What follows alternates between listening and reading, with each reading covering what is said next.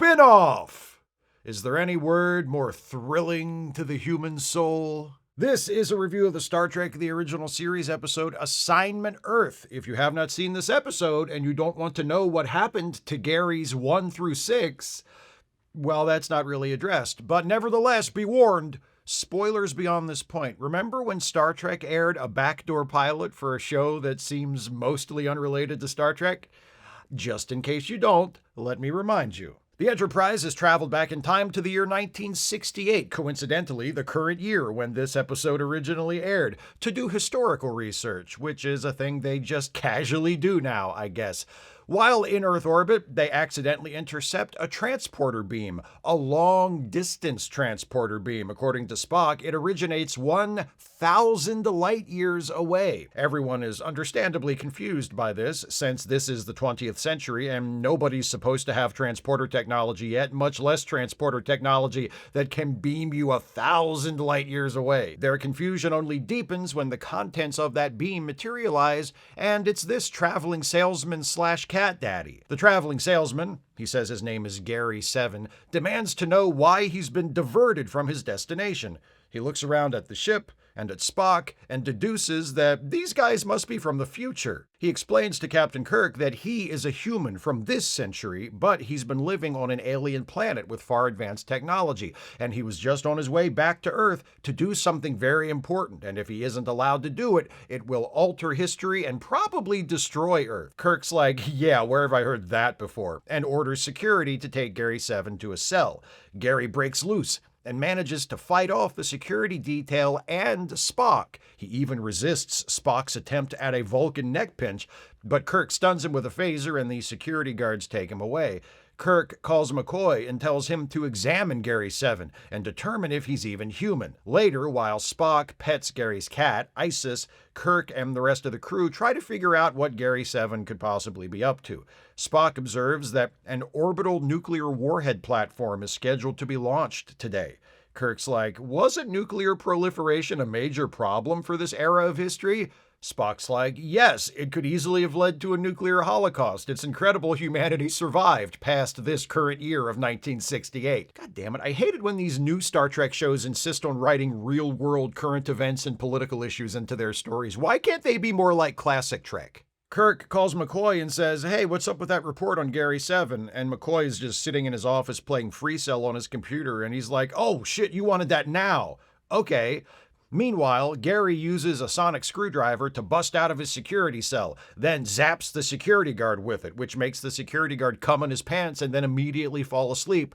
Best weapon ever. McCoy tells Kirk that he's read over the sensor scans of Gary, and he's human all right. The only thing is, his body is a little too perfect, which to Kirk doesn't help at all, because it could mean Gary is telling the truth and he's a human, or it could mean he's an alien disguised by a manufactured human body. Kirk still doesn't know if he should trust Gary 7 or not. Then Gary makes it to the transporter room and he and Isis, who has also slipped away, beam down to Earth before Kirk can stop them. He materializes in an office, stepping out of a foggy vault behind a display case and activates his computer, which is hidden behind a bookcase and rotates into view. There's a lot of groovy spy shit in Gary 7's office. He starts to ask the computer some questions, but the computer is like, first, confirm your identity by reciting exposition.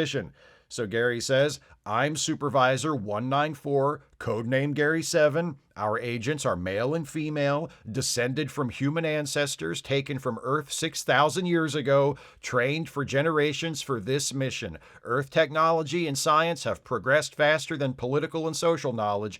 Our purpose is to prevent Earth's civilization from destroying itself before it can mature into a peaceful society.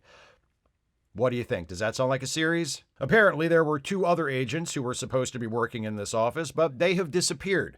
Gary tells the computer to start looking for them. In the meantime, he intends to take over their mission, to sabotage the launch of the nuclear warhead platform. Meanwhile, this hip young modern woman, Roberta, arrives at the office. She's apparently been working here as a secretary. Gary takes her for one of the missing agents at first and questions her about her recent activities, amazing her by showing her a typewriter with speech-to-text capabilities. capabilities. But pretty soon, he realizes that she's not one of his agents, she's just an ordinary 20th century human. While they're talking, Isis walks into the room and meows angrily. Roberta gives the cat a curious look, and Gary's like, she just wants fed. I already fed her, but she thinks if she whines enough, I'll feed her again. We go through this every day. Gary asks Roberta to stick around and help him, and shows her a fake ID which identifies him as working for the CIA. Gary's computer has discovered what happened to the missing agents. They were killed in a car accident. Gary is suspicious about the circumstances, but there's no time to dwell on that now. Kirk and Spock, disguised in civilian clothes, have located the office. They hassle Roberta, demanding to know where Gary is, but she doesn't give him up and even manages to call the cops before Kirk and Spock are able to get into Gary's locked inner office. By that time, Gary and Isis have used his transporter vault to travel to the site of the nuclear platform launch. Kirk finds plans for the rocket base in Gary's office, but then the cops Roberta called show up. Kirk and Spock are beamed back to the Enterprise, but the cops are accidentally beamed up with them. Kirk's like, shit, just beam them back down. We don't have time for this. Roberta witnesses all of this. At the launch site, Gary gets stopped by a security guard, but he uses his sonic screwdriver to make this guy come in his pants and take a nap too. Then Gary and Isis hide in the trunk of the flight director's car while he drives over to the launch pad for a final inspection. Gary and Isis slip away, and once the flight director and his team have returned to launch control, Gary and Isis take the elevator up to the top of the rocket, which is a full-size, 3-stage Saturn V. That nuclear warhead platform must be pretty heavy. Gary crawls out on one of the arms of the gantry, pops open a panel on the side of the rocket, and starts fiddling with some wiring inside while the cat meows instructions in her bossy cat-like fashion. Kirk and Spock beam into the launch site and get immediately captured by that security guard from earlier who still has cum in his pants. Embarrassing. Scotty is in the transporter room flipping through NASA stock footage looking for Gary, and eventually he finds him and tries to beam him up, but at that exact moment, Roberta is snooping around in Gary's office and activates his transporter vault, which beams him to the office instead of to the Enterprise. Lots of accidental transporter hijinks in this one, isn't there? We cut to launch control where Kirk and Spock are being held under guard, and where Kirk records a captain's log in his imagination, I guess, reiterating the situation, which is that at the moment, they're powerless to stop Gary 7. If that's even what they should do, Kirk still doesn't know. The rocket lifts off. In his office, Gary uses his computer to access the rocket's controls and begins to guide it off of its intended trajectory. The new course will carry the rocket's nuclear warhead over Europe and Asia, and once the folks on Earth notice that, they start to panic a little. Roberta starts to get nervous too. After everything she's seen, she knows Gary isn't actually with the CIA. She clubs Gary in the head and grabs his sonic screwdriver and tells him to quit monkeying around with her country's rocket or she'll make him cum in his pants. Gary's like, if you don't let me finish, not like that, if you don't let me finish what I was doing, that rocket is going to start World War III. Is that what you want? Do we win?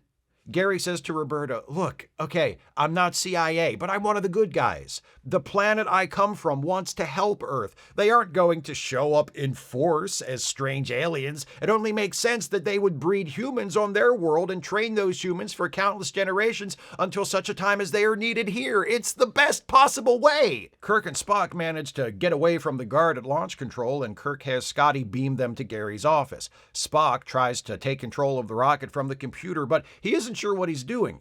Gary pleads with Kirk to let him finish what he started. And now Roberta, having been convinced by Gary's "I'm one of the good guys" argument, is on Gary's side and points the sonic screwdriver at Kirk. Gary grabs the sonic screwdriver, tells Roberta to be careful. It's set to kill. It's gonna kill you by making you cum in your pants until you die? Best weapon ever! Then Gary hands the screwdriver to Kirk. That gesture convinces Kirk to trust Gary, and he steps aside and allows him to take over at the computer. Gary is able to detonate the warhead at an altitude of exactly 104 miles. This was his original intention, to take control of the rocket and make it look like it had gone rogue, then detonate it before it could do any harm, but low enough to the ground that it would scare the world into abandoning the nuclear arms race. And it worked! Yay! Later, Gary is dictating his mission report into his magic typewriter, and he mentions the accidental interference of the Enterprise crew. Kirk and Spock are standing nearby, and Spock says that actually, their historical record tapes on the Enterprise show that a nuclear warhead was detonated on this date at exactly 104 miles above the surface of Earth, which means that the Enterprise's involvement in these events wasn't accidental interference, but part of what was always destined to occur. A predestination paradox? Sort of? Anyway, Gary asks Kirk and Spock what else their record tapes show. And Kirk's like, well, we can't reveal everything. And Spock adds, let's just say that Gary, Seven, and Roberta have some interesting experiences ahead of them, starting this fall right here on NBC. And they beam back to the Enterprise. Oh, also, Roberta notices that Isis can transform into a woman, which, since Gene Roddenberry co-wrote and produced this episode himself, I'm guessing means Gary Seven is fucking his cat. The end. As we know, Gary Seven and Roberta did not have any more interesting experiences ahead of them. There never was an Assignment Earth TV series. That leaves this episode as something of a curiosity, a tantalizing what if. An intersection at which history, the history of Star Trek anyway, could have gone in a very different direction. It was the end of Star Trek's second season, and prospects were not good for a third. Ultimately, the show was renewed for a third and final season, but it was a near thing, and, seeing the light at the end of the tunnel, Gene Roddenberry wanted to use his dying current show to launch a new show and get himself a job for the upcoming season. Makes sense. What makes Assignment Earth so interesting in hindsight is how it defies our modern assumptions about what a Star Trek spin-off should look like. After almost 40 years of spin-offs and sequels to the original series, beginning with Star Trek The Next Generation, we have naturally come to expect that a spin-off of Star Trek would be another Star Trek series. Different cast, slightly different setting, maybe a minor variation of the central premise, but generally another Star Trek show. People on a spaceship or a space station in the future with, Vulcans and Klingons around. Based on this episode, the Assignment Earth series wouldn't have been any of those things. No aliens, or I'm guessing if there were ever aliens on the show, they would be disguised as humans. No space travel, at least not in the form of ships. Transporters, but ones which looked and operated very differently from those on the Enterprise, more like portals. Shows often had changes made between the pilot and the regular production run, and this is pure speculation anyway, but based on this episode, I'm guessing the Assignment Earth series would have been a sci-fi infused riff on Mission Impossible.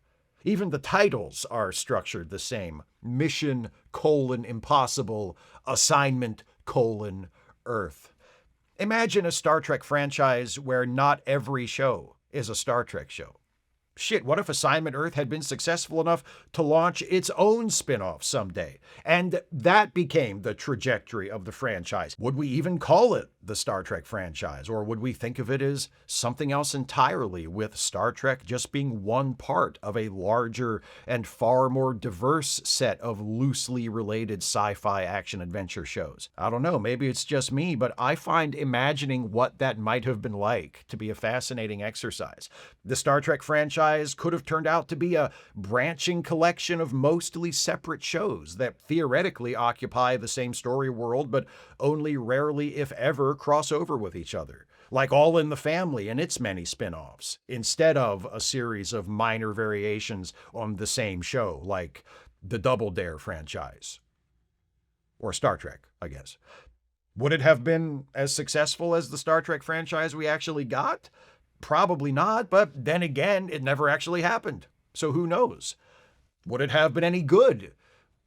Judging by Assignment Earth, probably not. But again, just speculation. There's no way of knowing. On its own, as an episode of television, Assignment Earth isn't terribly impressive. It has a few things going for it that might have allowed it to grow into an entertaining and compelling series. The premise of a human trained by aliens to prevent humanity from destroying itself through its own ignorance and recklessness is solid, in theory, and carries the potential for the series to carry on Star Trek's commitment to social and political commentary. Gary Seven's high-tech spy setup is kind of cool. I dig the look of his office. Some of his technology, particularly his version of the transporter, is ludicrously over-designed. It's hidden behind shelves, which open to reveal a bank vault door, which opens by itself to reveal a chamber filled with fog. Anything else? But his sometimes uncooperative computer and his speech-to-text typewriter add a touch of futurism. There is no villain as such, though the deaths of Gary's fellow agents under suspicious circumstances foreshadow some sort of enemy intended for the series. The episode attempts to create tension regarding the identity and loyalties of Gary.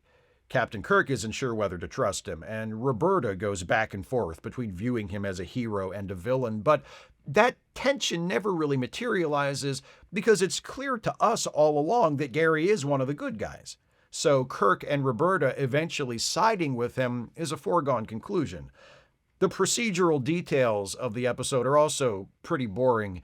Gary's infiltration of the rocket base doesn't present much of a challenge. All he needs to do is point his magic pen at the problem, and it's solved within moments, whether that problem is a locked car trunk or a security guard who needs to come in his pants and take a nap. So that's not very exciting, except briefly for the security guard. Gary's attempt to sabotage the rocket consists of him just rearranging some wires in a circuit box, and his unscheduled beam out in the middle of the rewiring doesn't even slow him down. He just goes to his computer and does what he was going to do anyway, only now he has to do it manually, which, dramatically speaking, means nothing. There are a couple of things about the Gary sabotaging the rocket sequence that I like. First, the episode makes excellent use of a bunch of NASA stock footage.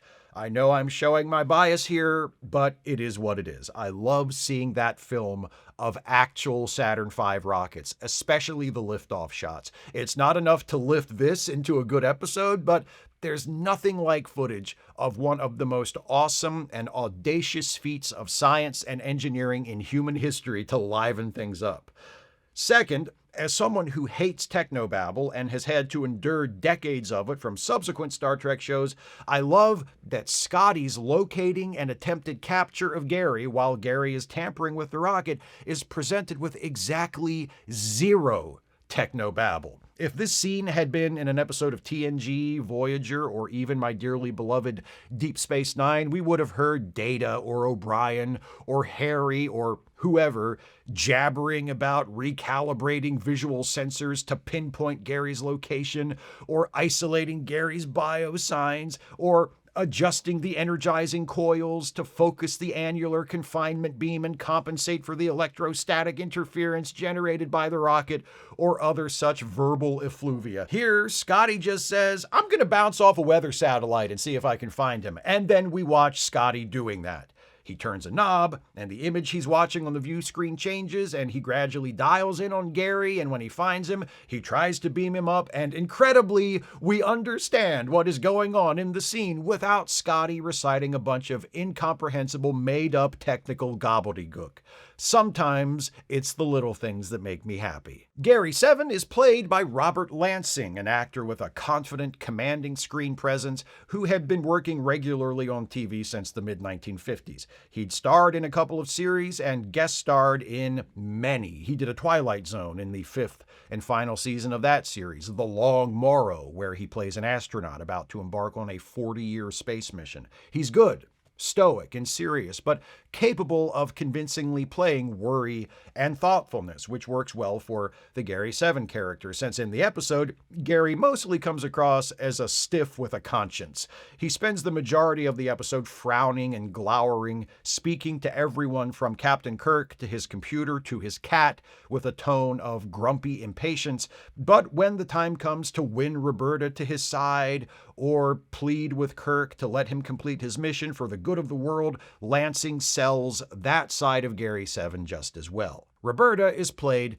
by Terry Garr, and she does as good a job playing this character as she possibly could have.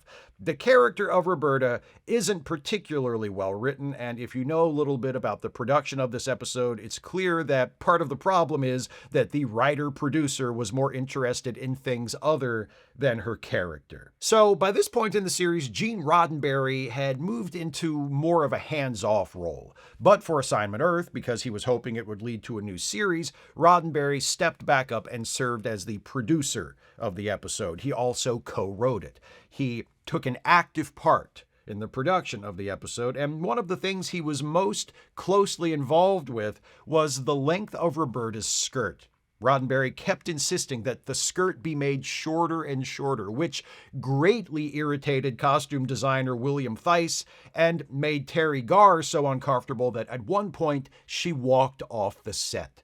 Roddenberry's conduct was so upsetting that Terry Garr, who went on to have a great career in film and television, didn't even like to talk about Star Trek from then on, and said in an interview in 1990 that she was grateful Assignment Earth wasn't picked up as a series, because otherwise she would have been stuck answering Star Trek questions for the rest of her life. But hey, what really matters is the work, right? And I mean, can you even imagine how much worse Assignment Earth would have been if Roberta's skirt had been a slightly different length?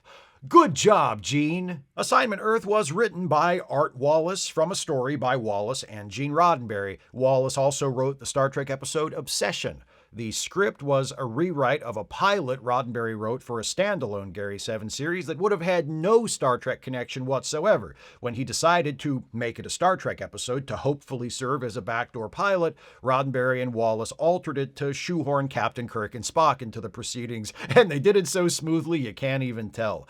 The episode was directed by Mark Daniels, who, along with Joseph Pevney, is the most prolific director of Star Trek the original series. He directed 15 episodes in total, including The Man Trap, Space Seed, and The Doomsday Machine. Though there are certain ingredients that might have resulted in a good series, as a standalone episode, Assignment Earth is pretty blah. As an episode of Star Trek specifically, it's also unremarkable because the Star Trek bits feel hammered onto the Assignment Earth concept, the Enterprise casually doing some time traveling to explain the character's presence in 1968, the plot elements that feel like repeats of the earlier time travel episode Tomorrow is Yesterday, the clumsy and obvious attempt at a handoff at the end with Spock promising interesting experiences in the future for Gary and Roberta. I'm not surprised the network didn't bite on this as a series.